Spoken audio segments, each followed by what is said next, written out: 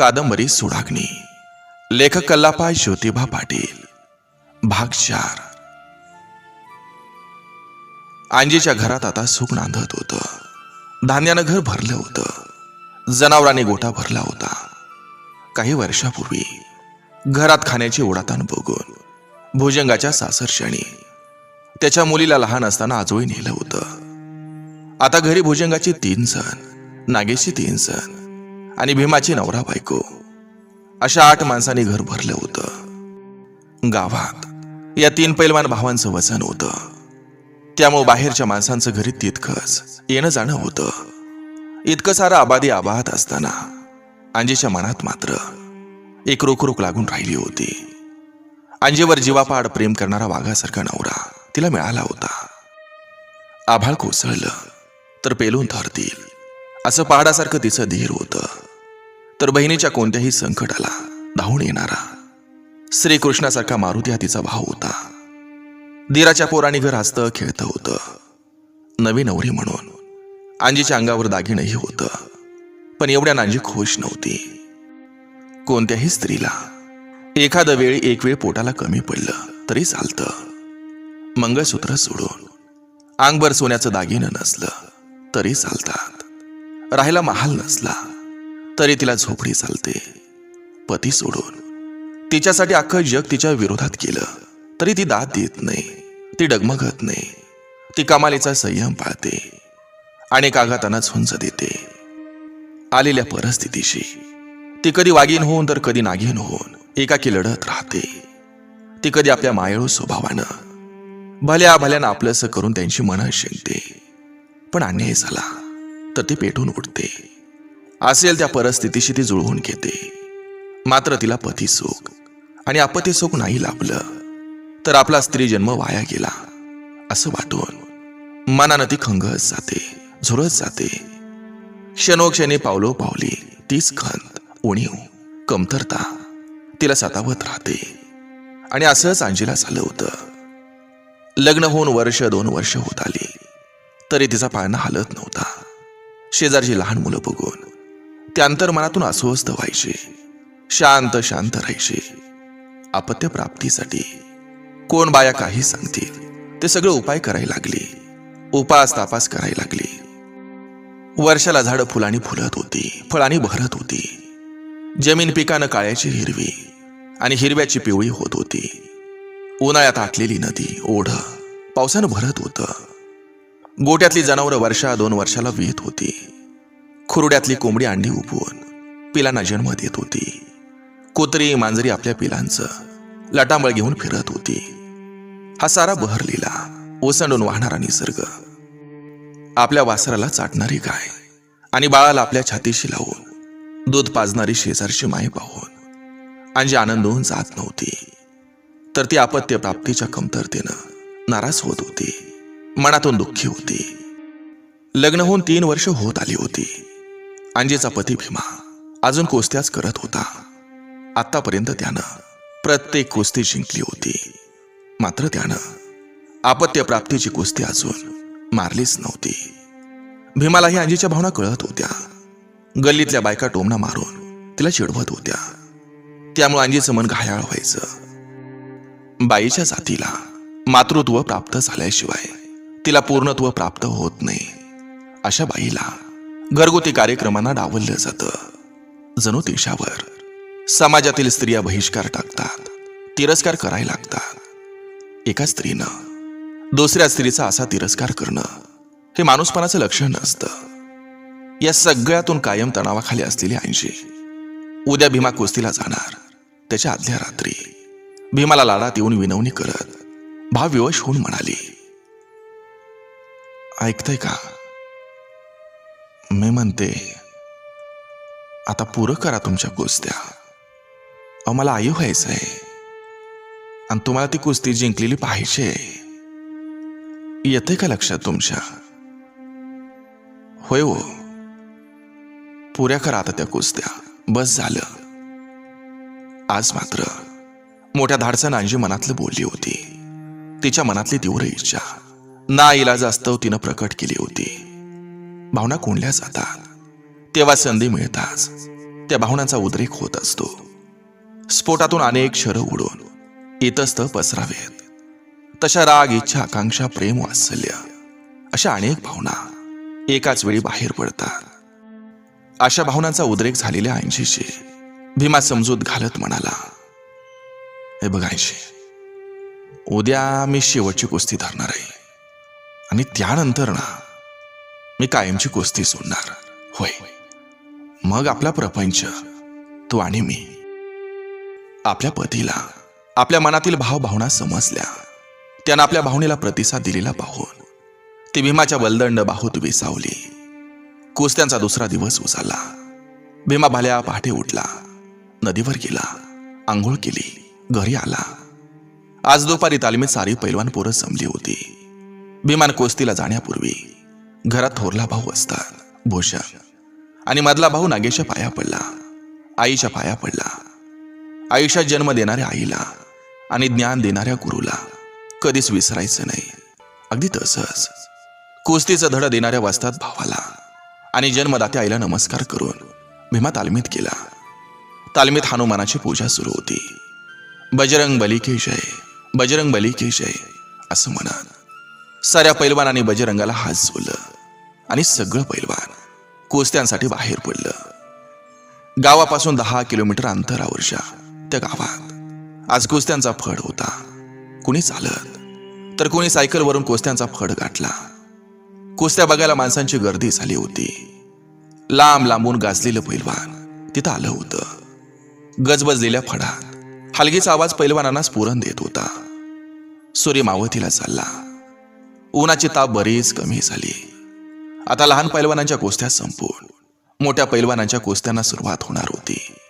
पैलवान आपला आपला जोड शोधून हात देऊन कुस्तीसाठी तयार होत होतं. आज भीमाला त्याचे भाऊ कुस्तीसाठी तयार करत होते. आजची कुस्ती कोल्हापूरच्या एका पैलवानाबरोबर लागणार होती. भीमानं जाग्यावर उड्या मारत 4-5 बैठका मारल्या. पेळदार अंगाला गरम केलं. बाहू वस्तात भुजंगच्या चरणांना स्पर्श केला. तवा भुजंगनं भीमाला मिठी मारली. दादाच्या मिठीतून सुटताना भीमा म्हणाला, हे बघ दादा, ही आज माझी शेवटची कुस्ती. यापुढं मी कुस्ती कायमची सोडणार आहे. असं म्हणत तो भावाच्या मिठीतून बाहेर आला. भीमानं घेतलेला तात्काळ आणि अनपेक्षित निर्णय ऐकून काय बोलावं ते भुजंगला काहीच कळना झालं. तरी सुद्धा भुजंग म्हणाला, हे बघ भीमा, ही कुस्ती जिंकूनच यायचं, जा. भीमानं पुन्हा एकदा भुजंगच्या आणि नागेशच्या पाया पडला आणि उड्या मारत मारत आखाड्यात गेला. कोल्हापूरचा गोरापान तगडा उंच पुरा पैलवान, गुलाबी चड्ड्यातील हा पोलादासारखं शरीर कमावलेला पैलवान भीमा पैलवानाच्या आखाड्यात वाट बघत होता. वस्तात पंचानं प्रत्येकाचा हात उंच करत त्याचं नाव आणि गाव मोठ्या आवाजात सांगितलं आणि हलगीचा आवाज घुमायला लागला. मगापासूनची शांतता संपून गलबला सुरू झाला. दोघं पैलवान एकमेकाला भिडले, हाताला हात लागले. एकमेकांचे हात एकमेकांच्या मानेवर आले. रेटारेटी झोंबाझोंबी सुरू झाली. एकदा तो खाली तर एकदा हा खाली.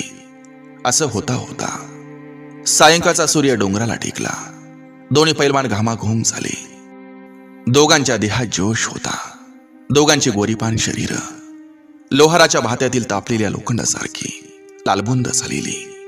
घामानं शरीरावर बसलेली माती चिखल झालेली. दोघांचा हात एकमेकांच्या शरीरावर टिकत नव्हतं. तसं पंच बसतात आणि कुस्ती सोडवली.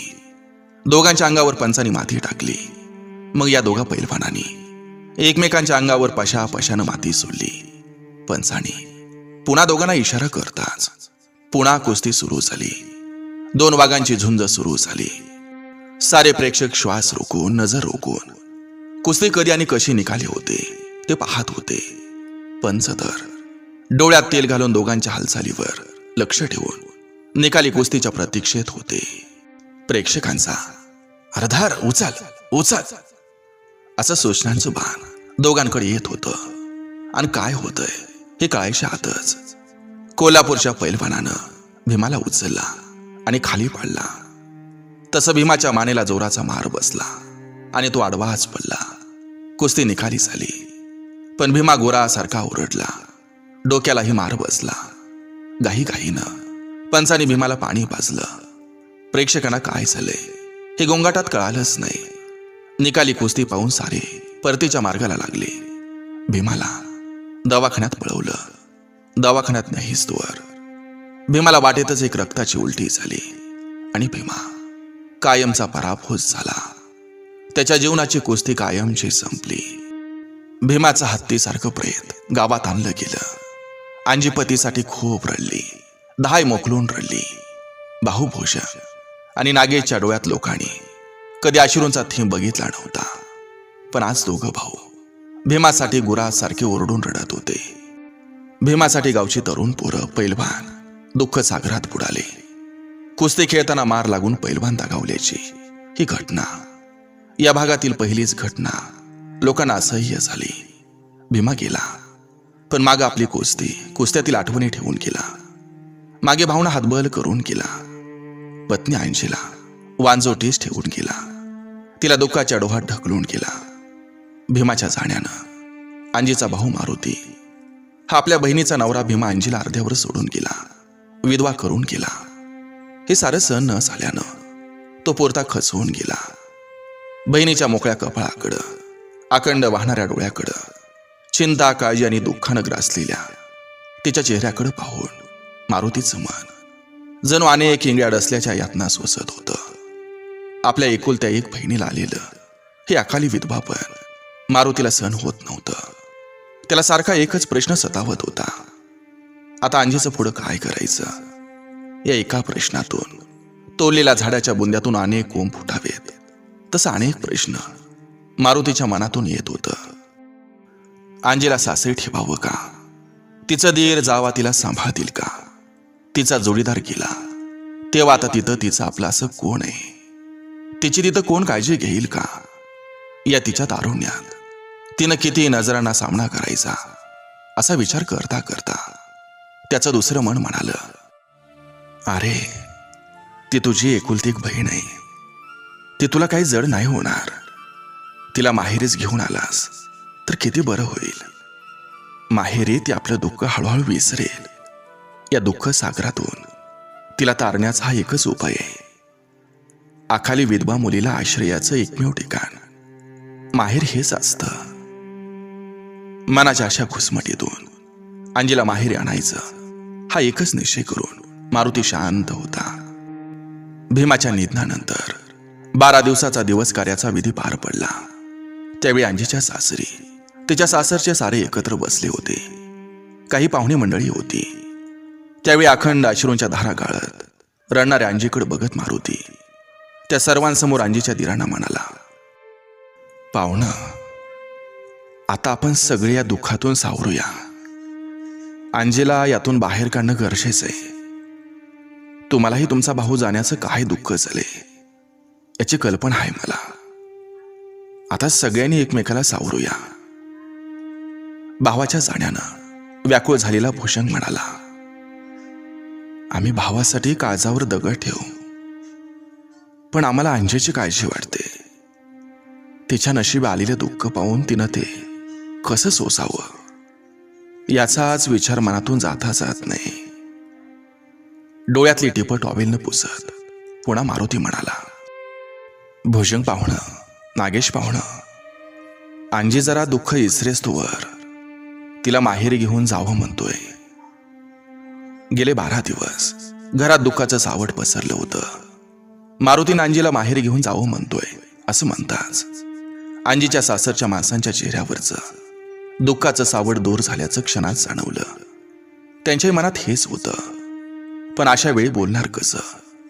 मारुती आपल्या बहिणीसाठी बोलला ते बरं झालं असं वाटून भूषण म्हणाला, पाहुणं, अंजी भीमा गेल्याचं जरा विसरू दे. माहेरी गेल्याशिवाय, जागा बदल झाल्याशिवाय तिथे दुःख विसरणार नाही. तिला थोडं दिवस माहेरी घेऊन जातो मी. मारुती अंजीला माहेरी घेऊन आला. खरंच सुरक्षित ठिकाण असतं ते माहेर. ओढ असते माहेर. खूप लाड म्हणजे माहेर. मायेची सावली असते माहेर. अशा माहेर येताना सायंकाळ झाली होती. माहेर जवळ आलं तसा अंधार पडला. तिनं मागं वळून पाहिलं. तिचं सासर अंधारात गडप झालं होतं आणि माहेर लोकलोकणाऱ्या दिव्याने प्रकाशमान झालं होतं.